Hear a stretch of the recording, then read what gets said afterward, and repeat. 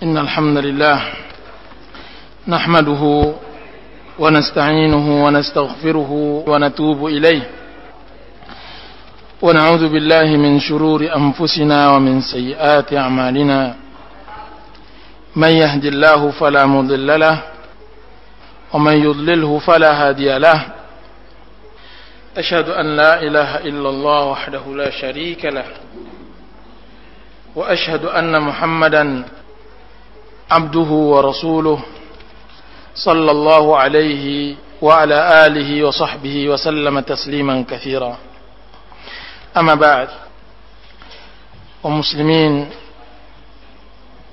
dan kaum muslimat yang dirahmati oleh Allah Subhanahu wa taala, Assalamualaikum warahmatullahi wabarakatuh. Pada pertemuan kali ini kita membuka materi yang berkaitan dengan Al-Quranul Karim, karena Rasulullah SAW memfokuskan diri pada bulan Ramadan dengan Al-Quran. Bahkan Ramadan adalah bulan Al-Quranul Karim, terutama pada malam harinya. Dan tema kita untuk hari ini dan hari 24 dan hari 26 adalah tadabbur Al-Quran. Alangkah butuhnya kita untuk mentadabburi Al-Quran Karim.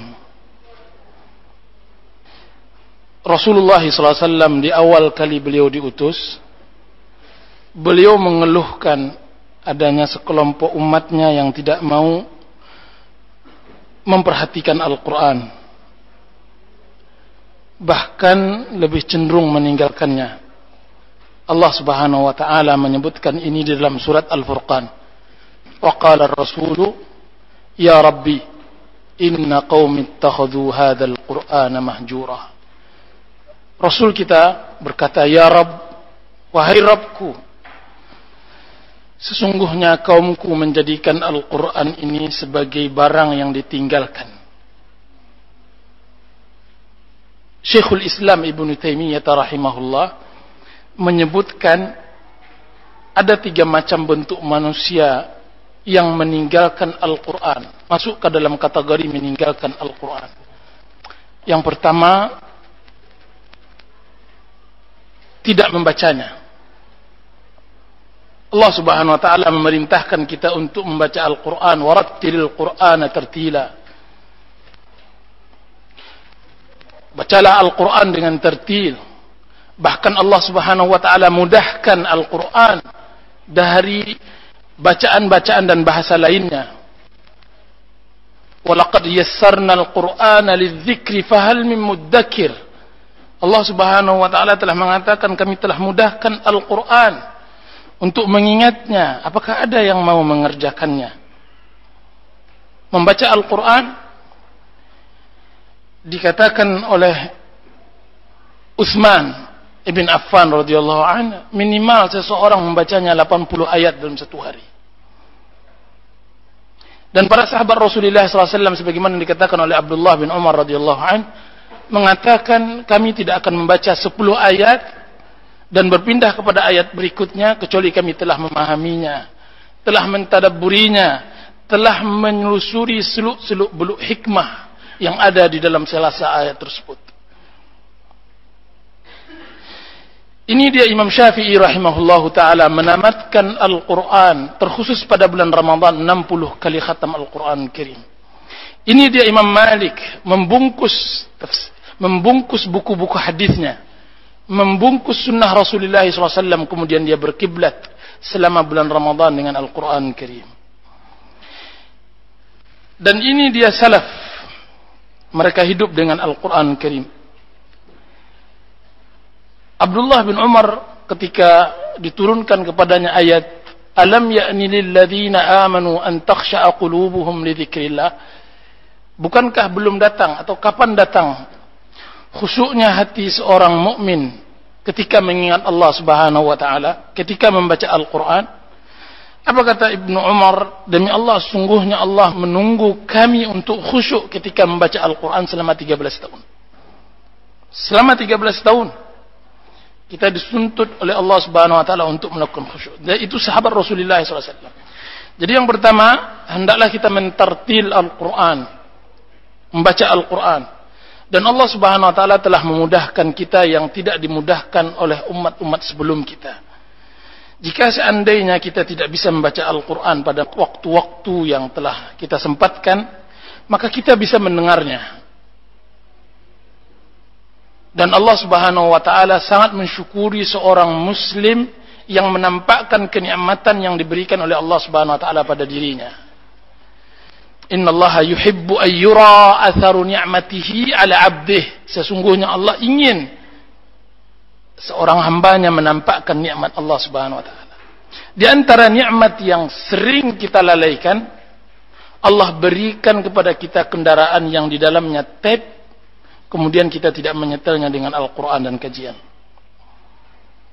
Kita tidak gunakan kesempatan yang dimana Abdullah bin Umar mengatakan, laqad farratna fi qararita katsira. Sungguh kita telah melalaikan banyak pahala-pahala dengan hanya sebatas hanya untuk mensetel kemudian kita mendengarkan, itu kita lalai, payah. Bahkan disebutkan oleh ulama bahasa, mendengar lebih mudah daripada membaca, daripada mengucapkan. Dan Rasulullah SAW menyebutkan di dalam masalah ucapan bahwa dia adalah termudah pada zaman tersebut. Kalimatani khafifatani fil lisan, thaqilatani fil mizan, subhanallah bihamdi subhanallah alazim. Dua kalimat yang mudah diucapkan dengan lisan dan berat di timbangan di mizan adalah kalimat subhanallah bihamdi subhanallah alazim. Alangkah nikmatnya kita termasuk dari salah satu golongan yang disebutkan oleh Allah Subhanahu wa taala. 6 golongan yang mendapatkan perlindungan yang tidak ada perlindungan selain dari perlindungan Allah Subhanahu wa taala.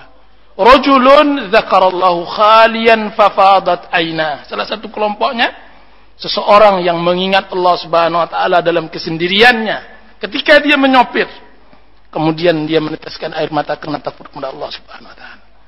Didengarkannya Al-Qur'an, dihayatinya, kemudian dia tadabburi ketika dia berjalan dengan jalan Allah Subhanahu wa taala, kemudian dia meneteskan air mata. Mudah-mudahan kita diberikan oleh Allah Subhanahu wa taala taufik untuk bisa membaca dan mendengarkan Al-Qur'an Karim. Dan yang kedua, termasuk meninggalkan Al-Qur'an sekalipun kita membacanya, yaitu tidak mentadabburinya. Allah Subhanahu wa taala mencela orang yang seperti ini. Afala yatadabbaruna al-Qur'ana? Apakah mereka tidak mentadabburi Al-Qur'an? Am ala qulubin aqfaluha? Atau memang hati sudah terpatri? Apakah hati mereka memang sudah terbuhul? Kita disebutkan di dalam ayat ini bukan berarti kita tidak mempunyai kesempatan untuk membaca dan mentadabburi Al-Quran. Kita mempunyai waktu. Allah Subhanahu wa taala mencela kita untuk tidak mentadabburi Al-Quran bukan berarti kita tidak mempunyai meluangkan waktu untuk mentadabburi Al-Quran. Kan tapi yang dicela oleh Allah Subhanahu wa taala, kita tidak punya keinginan, tidak mempunyai azam untuk memfokuskan diri dengan tadabbur Al-Quran. Oleh sebab itu penyebabnya apa? Am ala qulubin aqfaluha, hati kita yang sudah terpatri oleh Allah Subhanahu wa taala untuk tidak mentadabburi Al-Quran Karim.